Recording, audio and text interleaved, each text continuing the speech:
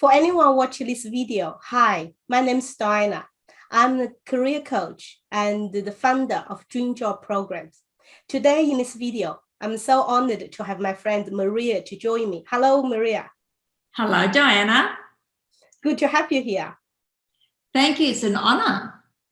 The pleasure is mine. So Maria spent her years in the corporate world, worked her way up, become the state manager. The largest unit she ever managed was $300 million. I think there's a lot of skills and knowledge she could share with us. I'm so glad that you are here to answer my questions, Maria. Thank you. So I want to know, because you give people impression that you're highly professional and you're very assertive. So can you tell me, were you born like that, or do you have to work on yourself to become so assertive and confident? Wow, I come across as very assertive. I guess that I have been told that, so I must come across as very assertive. But there was certainly a lot of skill sets that I had developed along the way. So, for example, I've got a science background, and as a scientist. And but you worked in the automotive industry. I did. So my very first job was I worked in the physical test lab, and we were analysing tires for Goodyear and aircraft tires, and we had to present all the analysis if there was any fatality. But what I realised that while there was facts and figures in my reporting method, because that's what I was required to do, how I delivered the message was very important. So I learned to make sure that I knew how to read the room, how to be able to communicate in a language that they knew, and present myself in a way that made everyone feel comfortable. So, being confident is one thing, but being able to make sure that you deliver a message correctly and getting people to follow along with you is equally important. Yes, that's very true. How you deliver the message makes a huge difference, isn't it? Absolutely. So can you tell me, how did you get your first manager's job? Oh my God. So again, when I first started and I was in the test lab, and I was obviously very, very keen to move on quickly to find out what How young were you back then? So I was. What happened is the senior manager of the test lab was going on retirement, and so they approached me. They didn't think that I would be, I certainly didn't think that I was being promoted so quickly, but I was. And that was the very first break. I only managed 3 people, but at that point, it's very important to know that that you've got those leadership skills, to know that you're going to have the team's got objectives, you've got to deliver the objectives, you're going to make sure your team follows along with you. So that was my first job. Interesting. So along the way, did you ever receive any professional help in terms of developing your softer skills? My softer skills, absolutely. So I can't say that I got professional training, but I've had lots and lots of mentors. So as a graduate, there was a graduate program, and they help young graduates in terms of how to leading a group. The first thing is, though, you still need to demonstrate those leadership skills, and they help you refine them. And when I say refine them, it's about the communication style. You as a manager will know what's required, right? What I call the end game, what the targets, what the data, how you then communicate those requirements to the team and get them to rally them up and to deliver those requirements is very important. So the professional training, and I had my boss or someone within the organisation always be as a mentor. And And that's your boss important. was your supporter. Yes, And yes. your company also paid for coaches to help you to grow as well. That was Yes, they did. So there was one company. So by this stage, I was now national manager, and I was running a country or a division. I also had an opportunity where I managed a country in Europe, because with Goodyear, I moved to Luxembourg.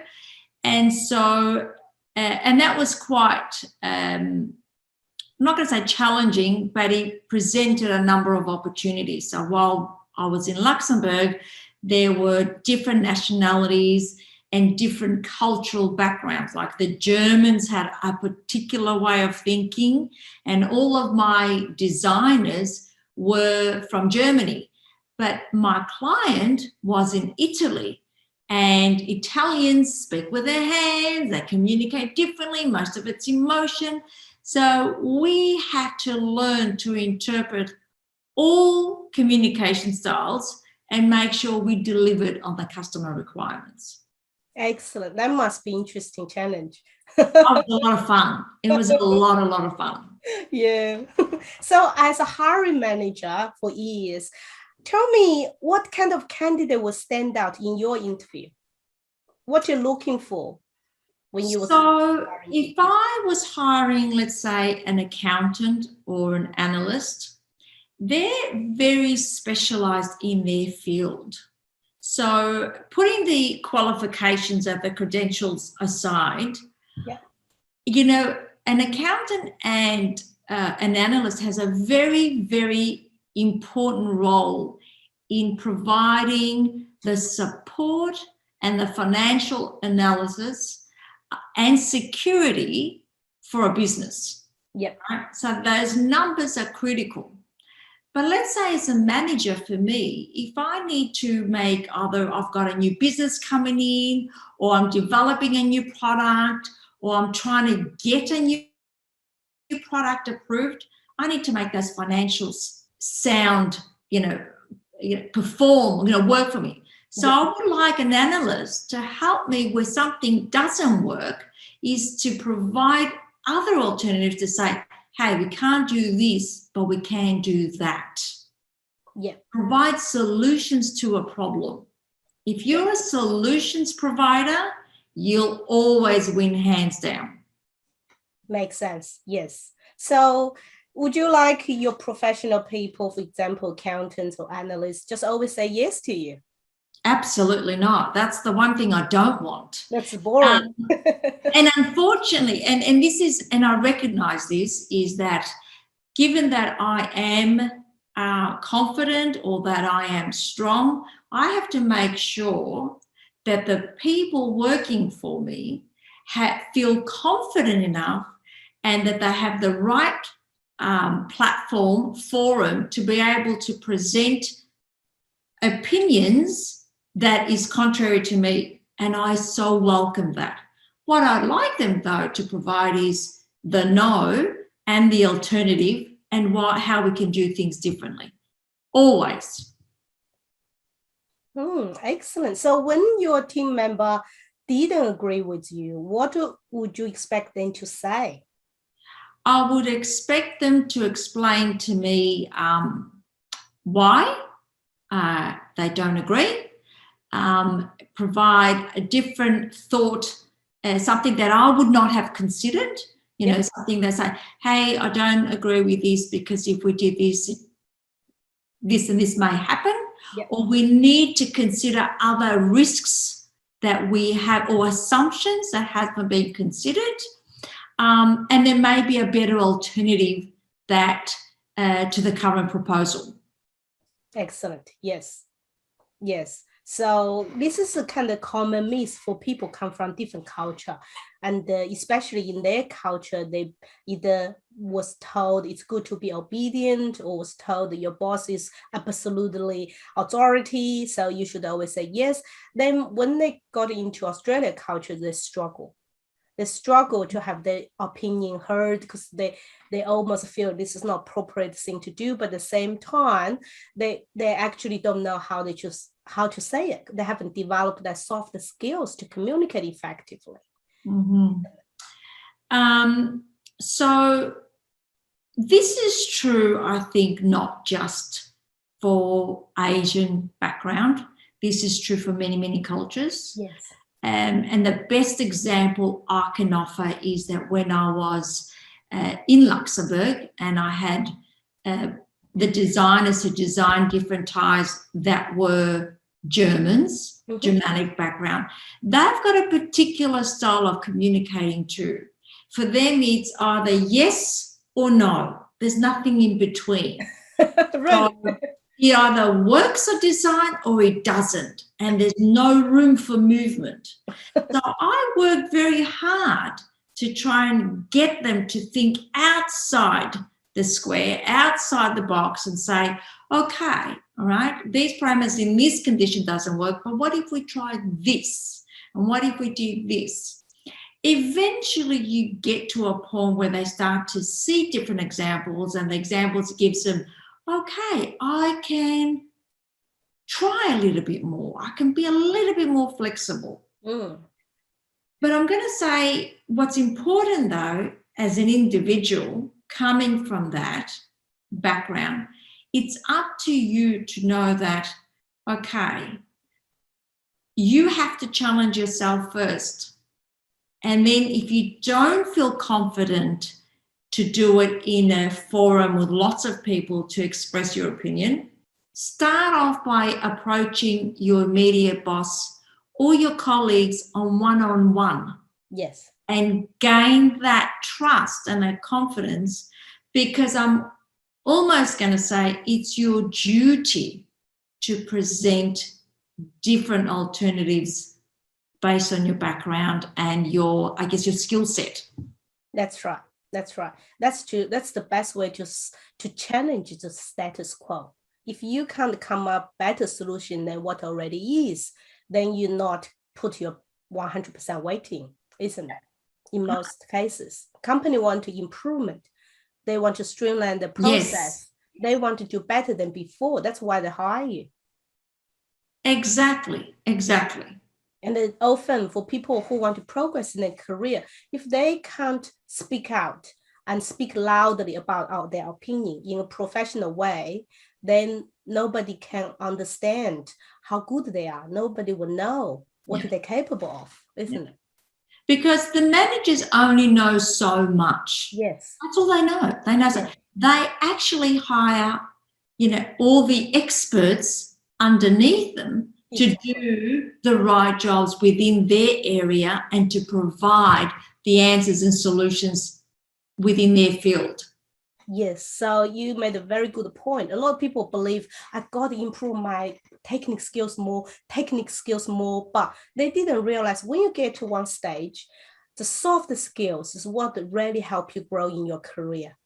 And you will have someone have more technical skills underneath you to do the technical work, but you need to be able to manage the resource, manage the expectations, manage plans and the budget. You will have to manage people. That's far more complicated than technical stuff, isn't it? It's a little, if you're a manager, your job is to execute the vision. Yes. You've got a vision, or the vision has been passed on to you, that you've been given objectives. How you get there is the team that you have and how you communicate it with them. Very well said. Thank you, Maria. Next question I want to, because me also as a migrant, only being in Australia for, let's say, almost 20 years now, but I realized there's a quite difference from different culture, what being professional and what being productive means. Can you elaborate what you think is being professional and being productive in Australia culture?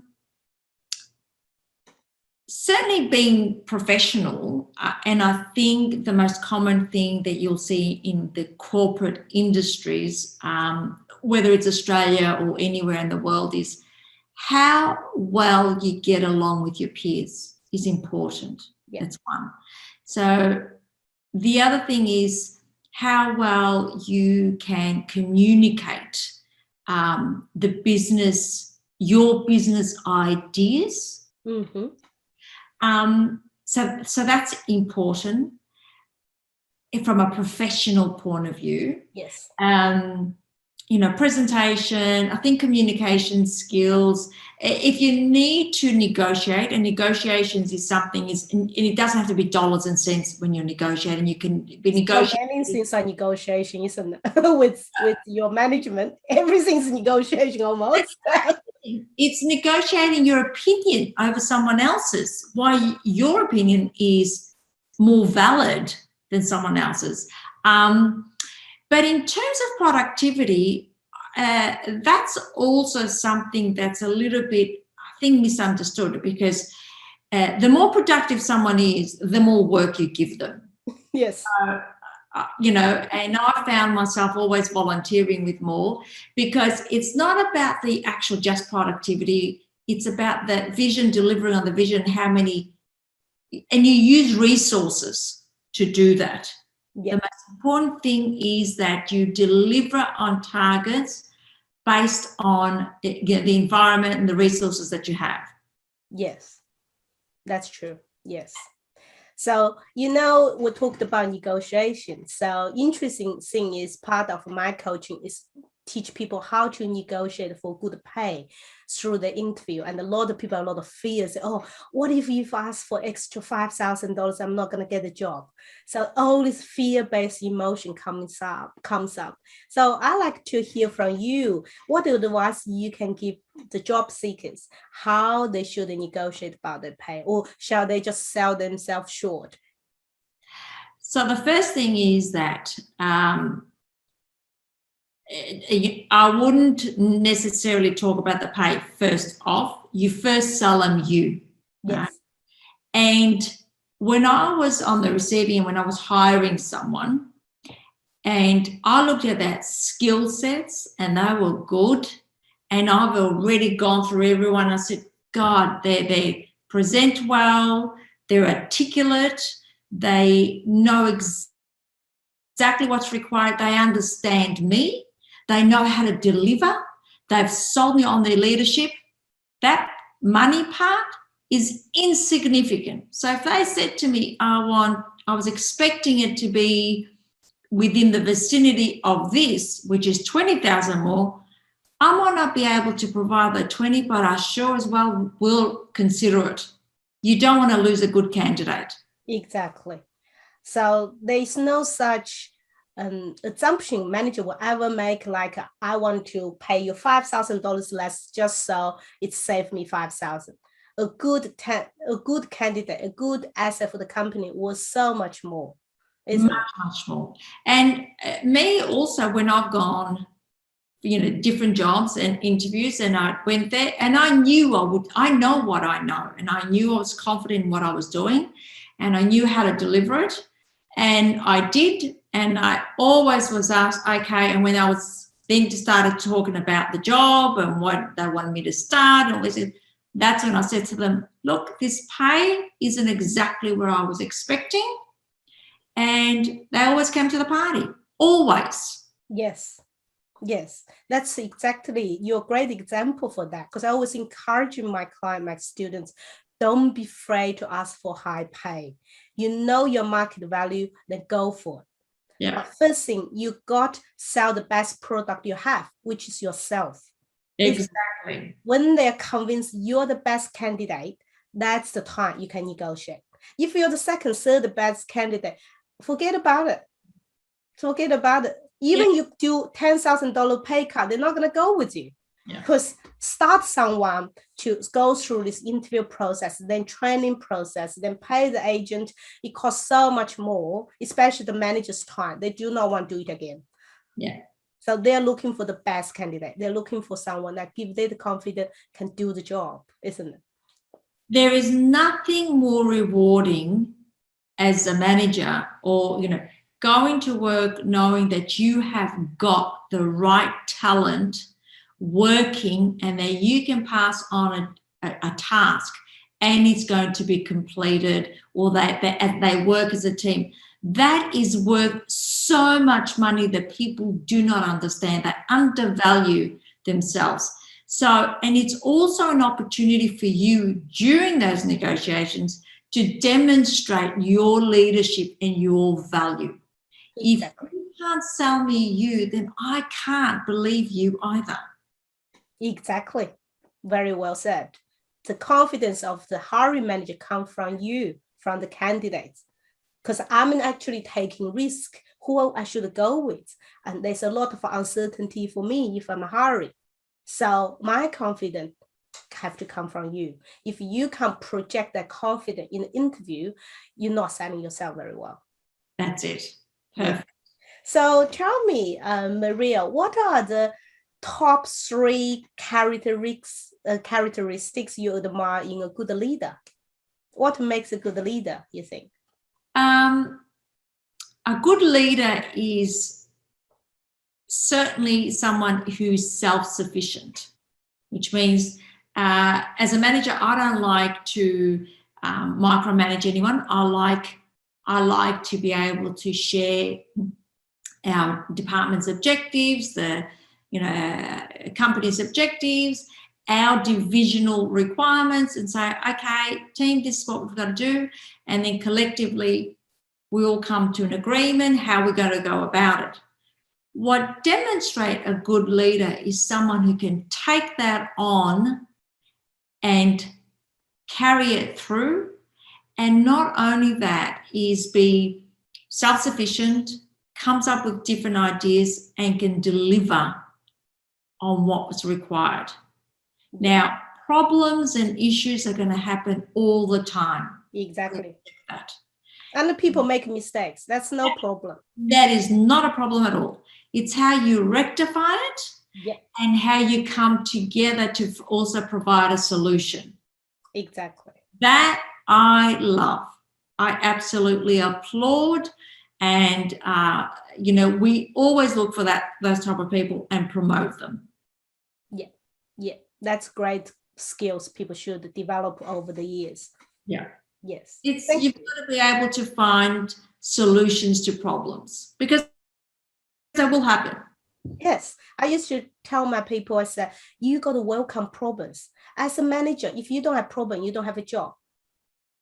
The very reason you have this job is because company have problems. So welcome problems. It's a different mindset. When you realize each problem have challenge inside, have opportunity inside, then you are there to find the best solution for the company. That's why you're hired. Yeah. So I managed the sales team. So when I managed the business unit, you have designers, salespeople, you've got everything. One of the things that my salespeople used to say, it's so hard to go and sell to the market because it's so competition. It's a mature market. We sold tires, we did car parts, I did car paint, industrial gloves with Ansel, a number of different jobs. And they all said the same thing, that selling is so hard and everything. And I used to say this: look for the opportunity where our competitors make mistakes, because everybody does. And how we deliver and how we rectify a problem is where a customer loves you more. Yeah. It's not about the money. Yeah. It's not about how quickly you deliver a product. Yeah. It's about the solutions to the crisis that they have. Exactly. If you can be a solution provider, you will win that account, and you will win the boss, and you'll win the whole business and everything that comes with it. Exactly. That's wonderful. That's totally different mindset to a lot of salesperson that's struggling out there. They think I'm selling. It's like, I'm going to take rejection. But if they think I'm here to help, I'm here to provide solution, I'm here to help you get out of your pain, that's totally different, isn't it? Different. It is. The mindset, it changed a lot of things. We all know that. Yes, it's like when we hire people, we also test their attitude. Do they have a can-do attitude? Do they actually will have that resilience when things become tough or when they have to deal with difficult situations? Because there will always be difficult situations. You can teach people skills, you can train them, but sometimes it's hard to change the attitude. Yeah, well said. Yeah. So you manage the people from all sorts of nationalities. Have you ever experienced some big culture difference or ever feel confused why certain employee do what they do, and that might because the different culture, such as like Asian culture is quite different from Australian culture. So do you have any story to share in that area? Yes, I told you about Europe and, the Germans, and of course the Spaniards are very different again. I had them, which, very laid back, but it didn't mean that their attitude was laid back. It's just the way they spoke. Okay. So you learn to understand it. Yeah. So that if you understand, then you can work with it. In Australia, I did. I had a couple of, and in particular, one Asian girl that worked for me, and I knew that her normal demeanor was to be very quiet, very softly spoken, not confrontational, not necessarily, confident to speak up. But we were very, very good friends. I became her boss later on, but we were good friends. But I realized in that process that I had to give people the space to be able to feel confident to express their views in a different way, and that people communicate differently. So we did that, and we used to, when we had group meetings, we used to go around individually to each one and say, okay, what do you think? Trang, what do you think? And go through. But as much of a support you can provide someone, there still is that internal personal thing that you've got to develop your skill sets to say, I need to get out of my comfort zone and I need to be able to speak. This is not about me. This is about the job. And when you do that, you will find that people will embrace you. Yeah. Yes. I don't know if I've answered that question, but I think you did. I think this when people listen to this recording, they probably feel, well, that's how I felt. I felt my boss need to give me more opportunity, need to allow me to have, have more time to think and then give the opinions. But they also need to think, well, in a team setting, you need to learn how to work effectively. Yeah. In other words, all these communication skills, these negotiation skills, these leadership skills, you need to come from you. Yeah. You can go have a chat with your boss, develop your professional development plan, and learn to progress on that. But you need to be the boss for your own career. You need to have that mindset. I'm the CEO of my own career. I need to develop myself, not just work in my job. I need to work on my job. Yeah. That's exactly what I was referring to, that you need to work on yourself. Yes. And if the HR department and everyone else that will help you, but ultimately you need to actually find that inner voice and speak, and you'll find you will get the support. But the other thing is, you don't have to necessarily become like someone else. Become you, who you are. Yes. It doesn't mean that everyone is going to have, an aggressive voice or a loud voice, or it's not necessarily what we all like anyway. Everyone is very, very different. Yes. And it's also been shown that when people speak more softly, everyone has to be quiet and so they can listen to them. And so, but you've got the floor. You're going to get people's attention. You've just got to make sure you're developing your skill sets to be able to say, okay, I'm communicating about the job. Yes. Make sure you report effectively and your message is clear. Yeah. And you can back it up when someone questions it. Yeah. And it's very important. Sometimes it's, like I said, it's not all about the facts and figures. It's about having that collaboration with your colleagues, that teamwork, being supportive to one another, and delivering on a common goal. Yep, exactly. It's about collaboration and make people feel you can be trusted and love to work with you. That's all part of that package, isn't it? Exactly. About the culture fit. Yes. So I got last question, and it'll be a fun question. If the boss, say, I know you enjoying developing your own business now, but if you ever have a job interview again, and if the boss asks, why shall we hire you? What would you say? Okay, well, what I say is that for me personally, Yep. I am definitely visionary. I know that I can take whatever the business's requirements are, and I know how to execute them. I'm resourceful, and I'm very practical.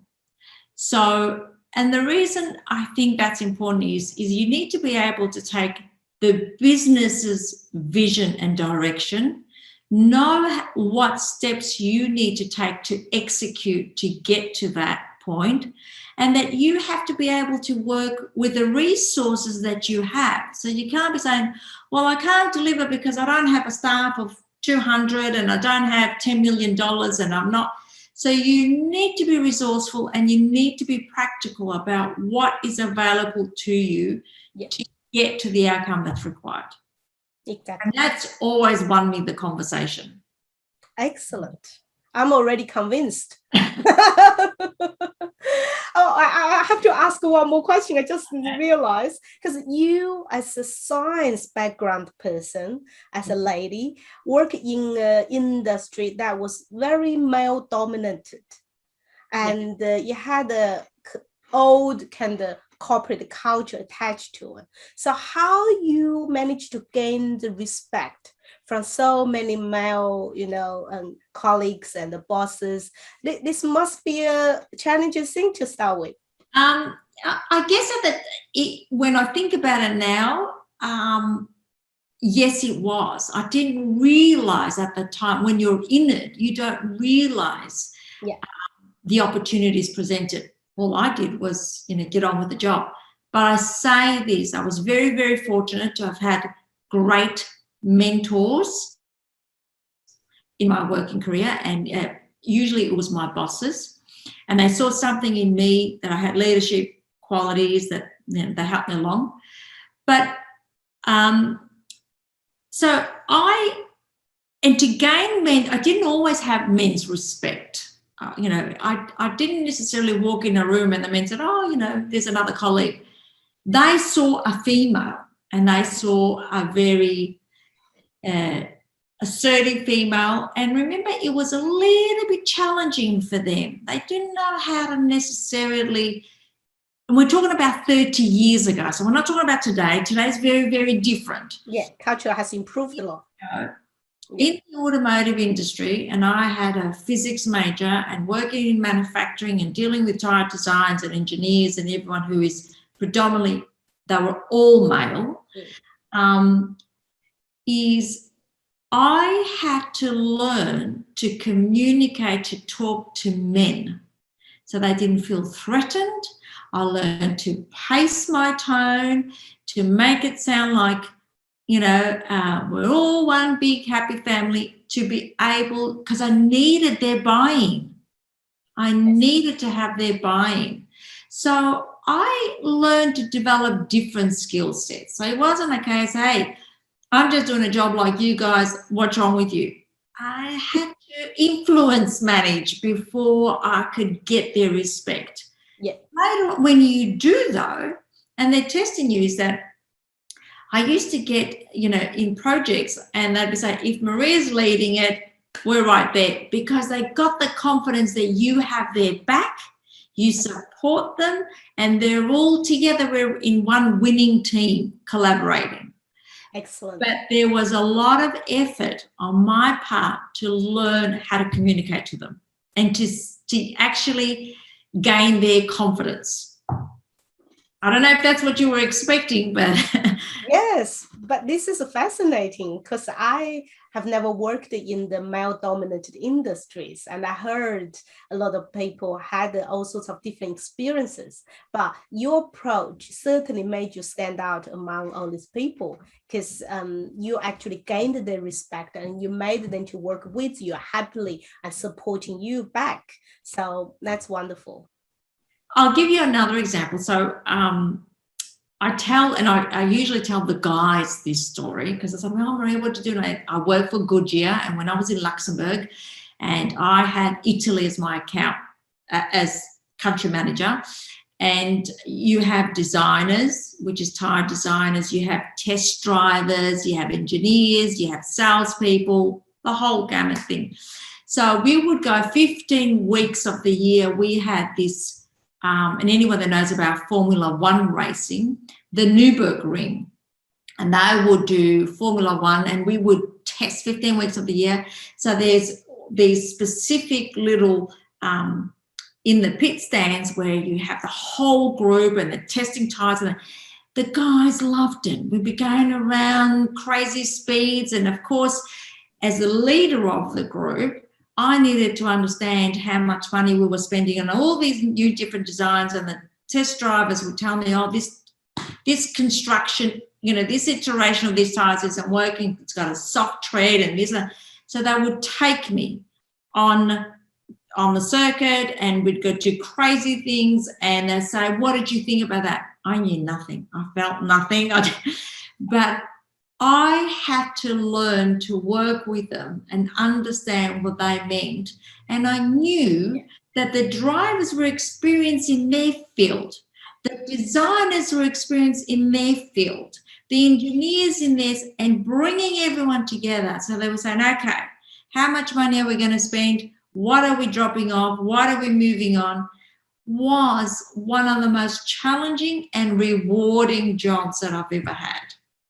Sounds a lot of negotiation was going on, a lot of difficult conversations. Yeah, and that's even before you got to sell the tires. But yes, it was. Wonderful. Thank you for sharing all that with us. Thank you, John.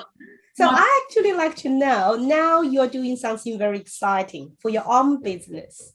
Please tell me a little bit about what you do now. Okay, so after, I think it was 30 years in the corporate world, and I feel very, very blessed. I had amazing jobs, amazing opportunities. Both my children graduated, doing very, very well in their own careers. My husband and I, we always wanted to have our own business, and my absolute passion is Greek mythology. And we go to Europe, well, we did before COVID, every year to Greece and to Europe. So I started a company where we do sailing tours on a catamaran. So it's essentially your private group. And we have staff. So I've got a team in Greece. We've got skippers. We've got hostess. 7 days sailing along Greek islands, specific routes, following a Greek myth, and dressing up and doing the experience, doing the storytelling. So you actually relive it in the same locations. Wow. So it's not just a normal sailing tour. It's actually quite unique in terms of you give people full experience of the culture, the myths, the story. Wow, you create the memories, I would imagine. Yeah. It is. I've got an archaeologist, and we've got, the right people that's doing those things. So you don't have to read anything. You have to do anything. We'd give you the stories, there's the videos, there's the games that you play. So when you're, and we've already handpicked the best little fishing ports, the best little restaurants, the best little locations. So it is. I am incredibly proud of our tours, and they're very, very unique. Well, when COVID passed, I would definitely want to jump onto one of your tours. Yeah. And what's your website if people want to find out more information? They want to find out, it's called magicalsunset.com. Excellent. That's easy to remember. magicalsunset.com. Yeah, that's it. Yeah, I think anyone first progress on your career, then jump on that catamaran to have a lovely holiday to celebrate. That sounds wonderful. Diana, thank you for the opportunity. No worries. Thank you for being here.